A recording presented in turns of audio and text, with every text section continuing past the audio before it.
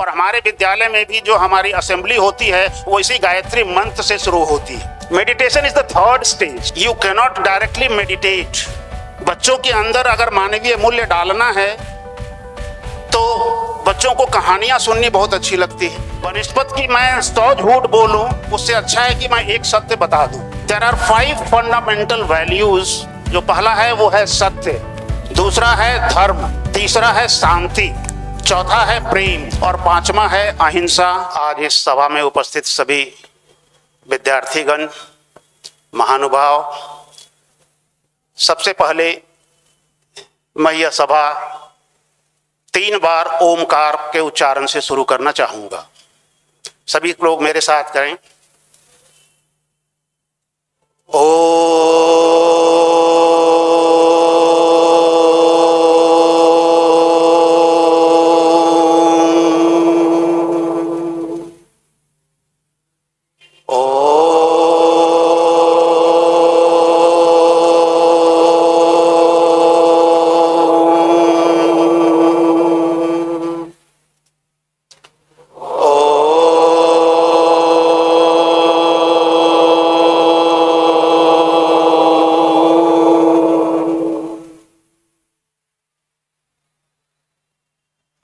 very warm good evening to all the students. One thing I would like to know, Hindi या अंग्रेजी दोनों में मैं आप लोगों से मुखातिब रहूंगा। संभवतः मेरी हिंदी शायद उतनी अच्छी ना हो, इसलिए हालांकि मैं अपने बारे में संक्षिप्त परिचय दे दूं। पहले मैं इसी मिट्टी में पला बढ़ा बिहार का ही निवासी हूं। मेरी सारी शिक्षा दीक्षा कॉलेज ऑफ कॉमर्स से हुई है और उसके बाद मैंने एलन मिश्रा इंस्टीट्यूट से PG diploma in computer applications का कोर्स किया और उसके बाद अपना कैरियर शिक्षा के क्षेत्र में दिया। सबसे पहले मैं नवादा के एक रेसिडेंशियल स्कूल में शिक्षक के रूप में कार्यरत था। 3 साल तक कार्य करने के बाद मैं यहाँ से मध्य प्रदेश चला गया। 1997 में मैंने बिहार छोड़ दिया था और 97 से लेकर 2016 तक मैं गेल इंडिया लिमिटेड विजयपुर जिला गुना मध्य प्रदेश में श्री सत्य साई विद्या विहार एक स्कूल है +2 CBSE एफिलिएटेड, वहां कंप्यूटर शिक्षक के रूप में कार्यरत था। इतनी लंबी अवधि तक वहां सेवा देने का अवसर मुझे प्रदान हुआ और मैंने वहां मानवीय मूल्यों के बारे में सीखा, जो मैं आज आपके साथ कुछ शेयर करूंगा। वह संस्था भी पूरे भारतवर्ष में जानी जाती है, भारत ही नहीं विदेशों में भी जानी जाती है और उस संस्था की कुल 99 ब्रांचेस पूरे भारत में कार्यरत है शिक्षा के क्षेत्र में, चाहे वो विद्यालय हो, महाविद्यालय हो। उसके बाद मुझे गुजरात जाने का सौभाग्य मिला as a principal in one of the schools and from there I have return to my native place Bihar and I have joined many other schools in Bihar. In the last year only I have joined this school as a principal in charge of Ishan International. यह मेरा सौभाग्य है कि मैं आज आपके बीच हूं। कुछ लोग परसों ही मुझसे मिलने के लिए मेरे स्कूल में आए थे और आप लोगों के बारे में उन्होंने चर्चा की कि सर हम विद्यार्थियों, यहाँ के स्कूल के विद्यार्थी से कुछ मिलना चाहते हैं, बातचीत करना चाहते हैं। इसी क्रम में मेरी उनसे बातचीत हुई और मुझे नहीं मालूम कि उन्हें क्या ऐसा लगा मुझ में। उन्होंने मुझे आमंत्रित किया कि सर आप आएं और हमारे विद्यार्थियों को भी कुछ अपना अनुभव शेयर करें।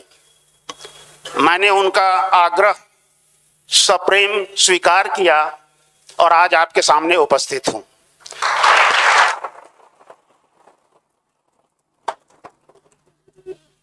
Let me tell you very frankly, is it fine?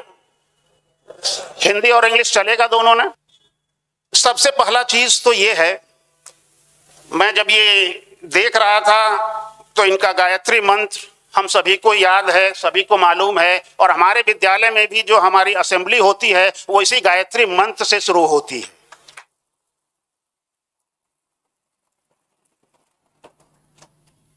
हम हमेशा मानवीय मूल्यों की बात करते हैं।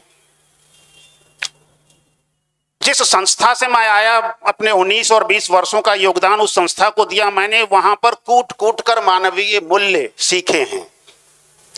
वो मानवीय मूल्य हैं क्या, मैं उस पर कुछ आज संभव तो नहीं हो पाएगा कि मैं सारा कुछ आपको उसके बारे में बता दूं। फिर कभी मौका मिलेगा तो और चर्चा करेंगे। कुछ बिंदुओं पर मैं आज चर्चा करना चाहूंगा। वो यह है, when we talk about human values, there are 5 fundamental values। 5 मानवीय मूल्य हैं, शायद आप सभी को मालूम होगा। जो पहला है वो है सत्य, ट्रुथ। दूसरा है धर्म, धर्माचरण, जिसको कहते हैं आप अंग्रेजी में राइटियस कंडक्ट, धर्म। तीसरा है शांति, पीस। चौथा है प्रेम, लव। और पांचवा है अहिंसा, नॉन वायलेंस। यही 5 मानवीय मूल्य हैं। अगर हम इन 5 मानवीय मूल्य को आत्मसात कर लें तो हमारा जीवन सफल हो जाएगा। करेंगे कैसे, इसके बारे में हम लोग विद्यालय में बच्चों को जानकारी देते हैं, क्योंकि बच्चे बच्चे होते हैं, इसलिए उस हिसाब से इसको शेड्यूल किया गया। यह एक कार्यक्रम के तहत उस संस्था के सभी विद्यालयों में 20 से 25 मिनट का कार्यक्रम हुआ करता था। मानवीय मूल्यों पर आधारित यह कार्यक्रम 20 से 25 मिनट उनके प्रतिदिन चला करता था कक्षा में। पहला जो है सत्य, that is truth। We all know that we should speak the truth। हमें हमेशा सच बोलना चाहिए, लेकिन ऐसा करते नहीं हैं। कितने लोग इसमें से हैं जो ये मानते हैं कि नहीं, मैं हमेशा सच बोलता हूं? शायद ही कोई होंगे। क्यों? इसको मानने में क्या कठिनाई है? क्या हम सत्य नहीं बोल सकते? क्योंकि इस बात को आप इनकार नहीं करेंगे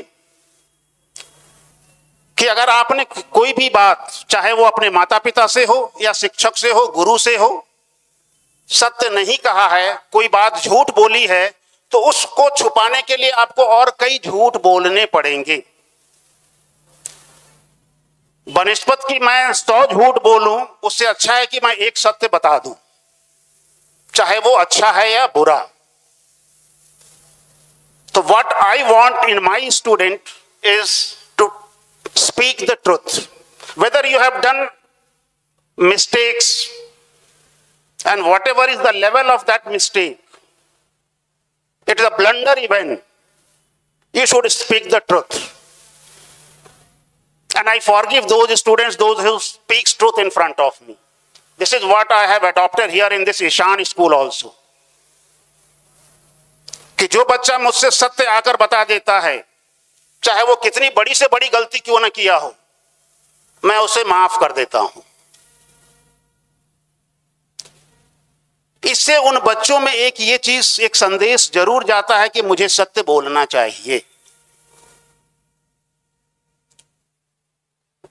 मैं इसको आपको एक सच्ची घटना कह लें आप उसको। मैं कक्षा 6ठी या 7वीं में एक मोरल साइंस के पीरियड में गया हुआ था। मतलब बच्चों को मानवीय मूल्य सिखाना हो तो किताब पढ़ने और पढ़ाने की जरूरत नहीं होनी चाहिए, ऐसा मैं समझता हूं। बच्चों के अंदर अगर मानवीय मूल्य डालना है तो बच्चों को कहानियां सुननी बहुत अच्छी लगती है। They love to hear the stories. So what we can do is we can narrate the story in front of them, the value based stories, and ask them that what you have learned from this story. They will find out on their own. खुद ब खुद वो उस कहानी को सुनकर यह बताने की स्थिति में होंगे कि मैं इस कहानी से क्या सीखा, और उसको अपने जीवन में आत्मसात करने की कोशिश करेंगे। इसका एक जीता जाता उदाहरण मैं आपको आज सुनाने की कोशिश कर रहा हूं। कक्षा 6वीं में या 7वीं में मैं गया था, मोरल साइंस का पीरियड था वो। बच्चों ने किताब निकाली, मैंने कहा बेटा किताब रख दीजिए, और मैंने उन्हें एक कहानी सुनाई, एक एक्टिविटी भी कराई, उस कहानी से रिलेटेड कुछ एक्टिविटी भी कराई। बच्चों को मैंने ये केवल सिखाया कि बेटा आपको हमेशा सच बोलना चाहिए, ईमानदार बनना चाहिए। उसका प्रभाव मुझे क्या मिला, दूसरे ही दिन विद्यालय का एक छोटा सा ग्राउंड है आगे, क्योंकि ये स्कूल जो है आपके टाउन में है, टाउन के अंदर जगह की कमी होती है, इसलिए खेल का मैदान बहुत बड़ा नहीं है, छोटा सा मैदान है। उसमें 200 रुपए के नोट कहीं मैदान पे गिरे हुए थे, और उस क्लास का बच्चा, 6ठी क्लास का बच्चा, जिस क्लास में मैं गया था, मैंने उनको उस दिन कुछ शिक्षा दी थी, वो बच्चा मेरे पास 200 रुपए का नोट लेकर आ गया। सर मुझे ये नोट ग्राउंड पर मिला है। अब आप बताएं क्या यह सही नहीं है? बच्चा वो 200 रुपए का नोट रख भी तो सकता था, अगर उसके मन में प्रलोभन होता। अगर उसके मन में प्रलोभन होता तो वो बच्चा 200 रुपए का नोट था, पॉकेट में रख सकता था, किसी को बताने की जरूरत नहीं थी। लेकिन वो बच्चा हमारे पास आया और कहा कि सर ये मुझे मैदान में पड़ा मिला है। मैंने उस बच्चे को शाबाशी दी, धन्यवाद किया, उसका नाम लिखा, और उसकी चर्चा मैंने असेंबली में या उसकी कक्षा में जब दोबारा गया तो इसके बारे में बताया मैंने। इस प्रकार से छोटी छोटी बातों को लेकर हम बच्चों के मन में मानवीय मूल्यों को भर सकते हैं।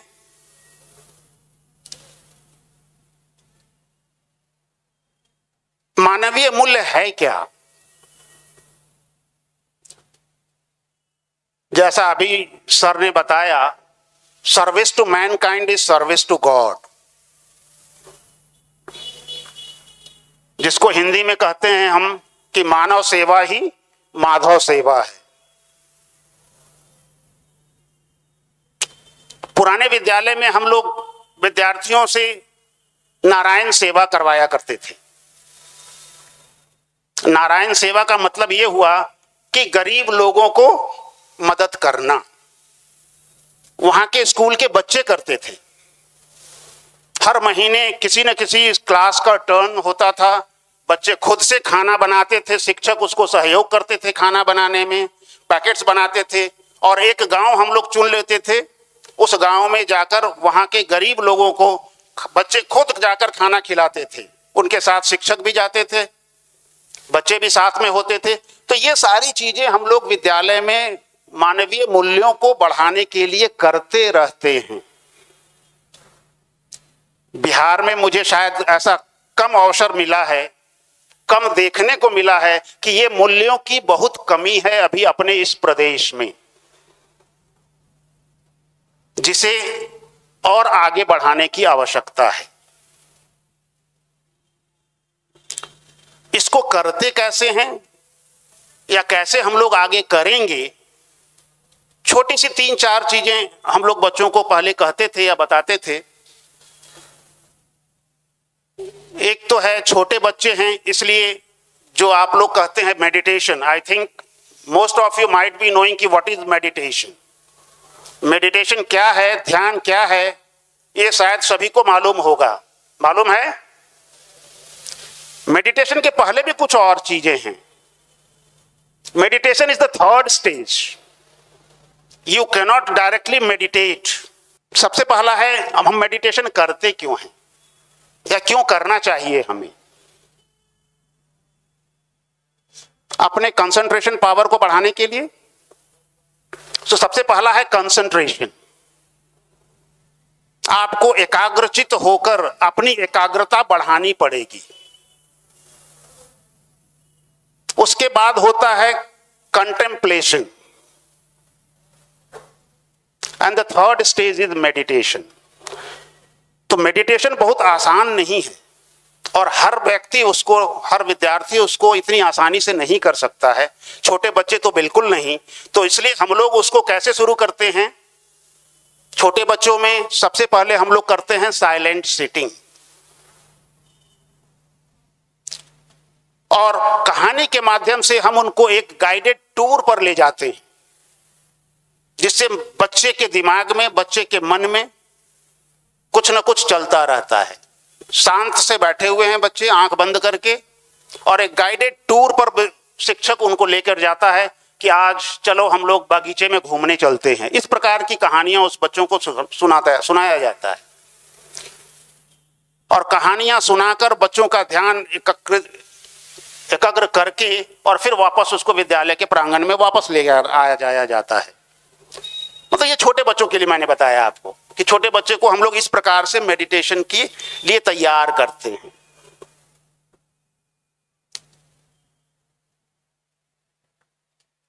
और छोटे बच्चे इतनी आसानी से भी इतनी ज्यादा देर तक मेडिटेट नहीं कर सकते। मुश्किल से 1 मिनट, 2 मिनट, 3 मिनट के बाद ही उनके जो है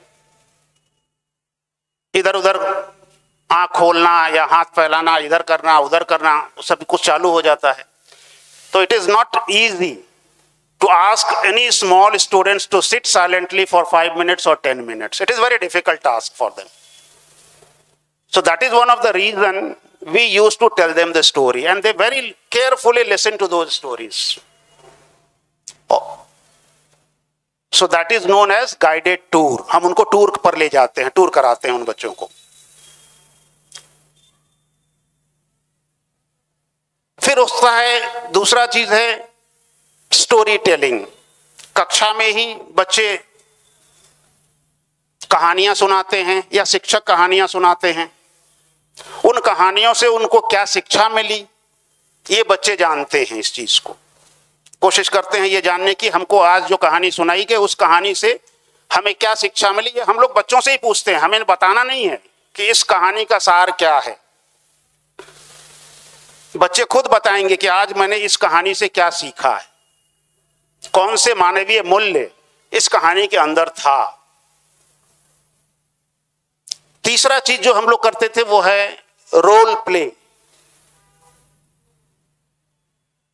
किसी भी सिचुएशन को एक दे दीजिए, बच्चे विदिन 5 minutes आपको उसका रोल प्ले, या एक दिन पहले उनको बता दिया जाता था कि आज आपका थीम ये है, उस थीम पर आपको रोल प्ले करना है क्लास के अंदर, और बच्चे तैयार होकर आते थे और उस रोल प्ले को करते हैं। चौथा जो विधि था वो था ग्रुप सिंगिंग। एक साथ मिलकर 5-10 बच्चे group song, devotional songs class के अंदर गाते हैं। और 5वां था भजन।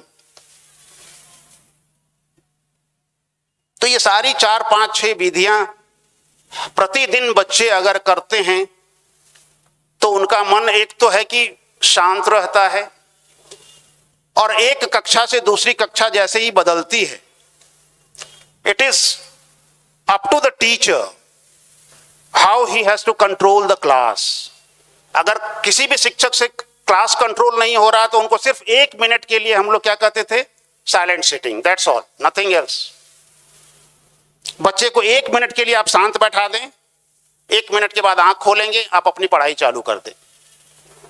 इससे क्या हो गया, उस 1 मिनट के अंदर बच्चे के मन में जो इधर उधर दूसरे चीजों का भाव चल रहा होता है वो शांत हो जाता है, और फिर वो नए तरीके से नए विषय को पढ़ने के लिए तैयार हो जाता है। ये कुछ विधियां थी जो हम लोग किया करते थे उस स्कूल में, लेकिन मुझे यहां आने के बाद अभी तक मैं प्रयासरत हूं कि उन सारी चीजों को अपने बच्चों के अंदर कैसे दूं, बच्चे उन चीजों को कैसे सीखें।